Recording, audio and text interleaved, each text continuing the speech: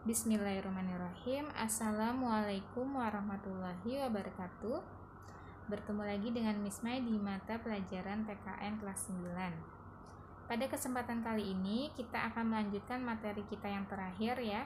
Terakhir kita sudah membahas mengenai demokrasi parlementer dan demokrasi terpimpin. Demokrasi terpimpin pada saat itu terjadi penyelewengan ya, salah satunya pengangkatan presiden seumur hidup. Nah, pada demokrasi terpimpin ini penyimpangan yang terjadi membuat reaksi dan membuat adanya pemberontakan ya dari berbagai pihak. Nah, salah satunya pada saat itu terjadi peristiwa G30 SPKI. Nah, kemudian keadaan negara yang tidak stabil ini menimbulkan reaksi dari berbagai kalangan masyarakat, terutama para pemuda, pelajar, dan mahasiswa. Beberapa kalangan masyarakat ini mengajukan 3 tuntutan rakyat yang dikenal dengan Tritura, yang salah satunya bubarkan PKI. Nah, tuntutan rakyat ini mendapatkan tanggapan dari pemerintah untuk mengambil langkah-langkah yang konkret, terutama dalam menciptakan keamanan dalam negeri yang ditandai dengan dikeluarkannya surat perintah 11 Maret atau Super Semar oleh Soekarno kepada Soeharto. Nah, tidak lama kemudian masa kepemimpinan negara beralih dari Presiden Soekarno kepada Presiden Soeharto yang dikenal dengan masa Orde Baru.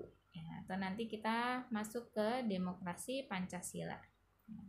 Demokrasi Pancasila ini masa periodenya itu tahun 1966 sampai 1998 ya. Periode ini dikenal dengan sebutan Orde Baru. Ya, jadi peralihan kepemimpinan negara dari Soekarno ke Soeharto. Nah, itu dikenal dengan masa Orde Baru.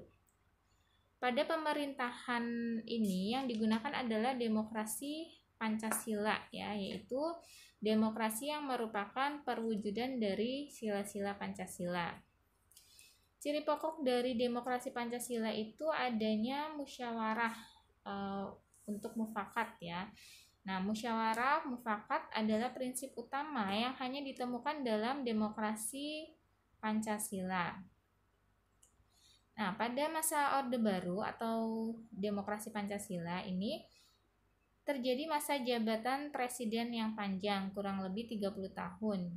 Jadi pada saat itu MPR berkali-kali mengangkat Soeharto menjadi presiden. Nah, pengangkatan presiden selama bertahun-tahun ini menimbulkan efek atau menimbulkan penyimpangan ya. Yang salah satunya presiden itu menjadi kuat dan nyaris mengatur seluruh proses politik. Nah, oleh karena itu pada saat itu terjadi pemusatan kekuasaan pada presiden. Nah, selain itu diperkirakan rekrutmen politik ini menjadi tertutup dan kebebasan berpolitik dibatasi, dan diduga pada saat itu terjadi KKN ya, atau korupsi, kolusi, dan nepotisme. Nah, rakyat melalui mahasiswa sebagai wakilnya ya menuntut Soeharto agar turun dari jabatannya. Nah, tuntutan ini atau gerakan ini dikenal dengan gerakan reformasi. Nah, hasilnya apa? Hasilnya Soeharto mengundurkan diri pada tanggal 21 Mei 1998 dan digantikan oleh Habibie. Nah, pergantian presiden ya dari Soeharto digantikan oleh Habibie ini masuk ke periode demokrasi Pancasila masa reformasi ya, di mana periodenya itu tahun 1998 sampai sekarang.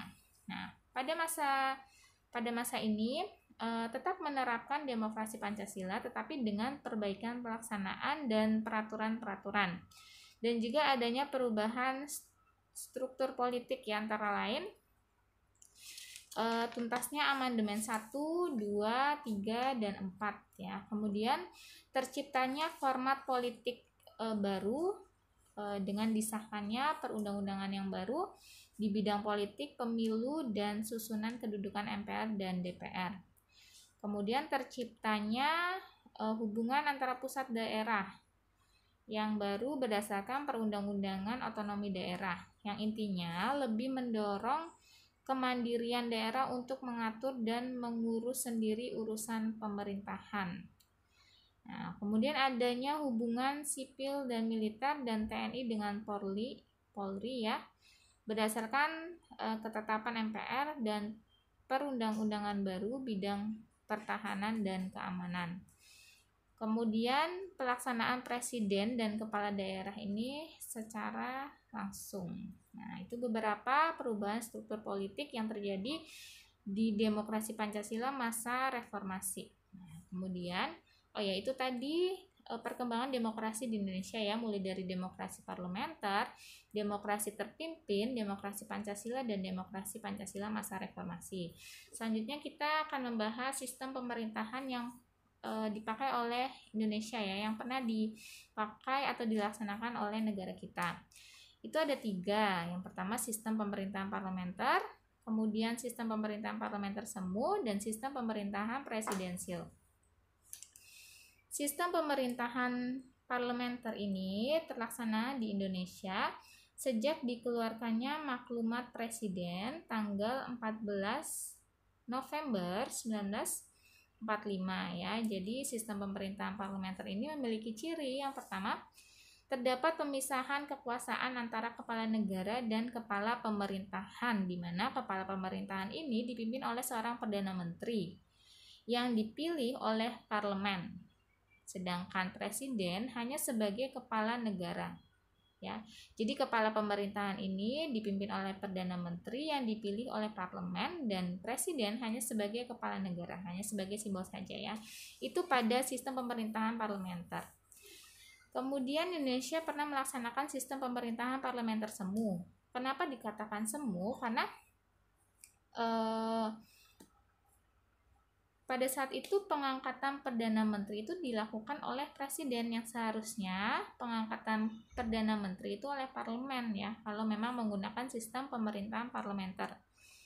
Kemudian Presiden juga masih menjadi bagian dari pemerintah, yang harusnya Presiden hanya sebagai kepala negara. Dan kemudian pembentukan kabinet ini juga dilakukan oleh Presiden, yang seharusnya oleh parlemen. Nah, oleh karena itu disebut dengan parlementer semu. Kemudian Indonesia juga pernah melaksanakan sistem pemerintahan presidensil ya. Jadi sistem pemerintahan presidensil ini dilaksanakan di Indonesia pada awal kemerdekaan dan dilaksanakan kembali setelah Dekret Presiden 5 Juli 1959 hingga saat ini. Ciri-ciri sistem pemerintahan presidensil yang pertama, presiden dipilih oleh rakyat untuk menjadi kepala pemerintahan. Dan yang kedua, presiden dan parlemen atau DPR, Dewan Perwakilan Rakyat ya, tidak bisa saling menjatuhkan. Kemudian yang ketiga, presiden dan parlemen memiliki tugas masing-masing yang jelas. Nah, itu ciri dari sistem pemerintahan presidensil. Nah, demikian pembahasan kita kali ini tentang demokrasi Pancasila dan sistem pemerintahan di Indonesia. Nah, sekian dari Miss. Wassalamualaikum warahmatullahi wabarakatuh.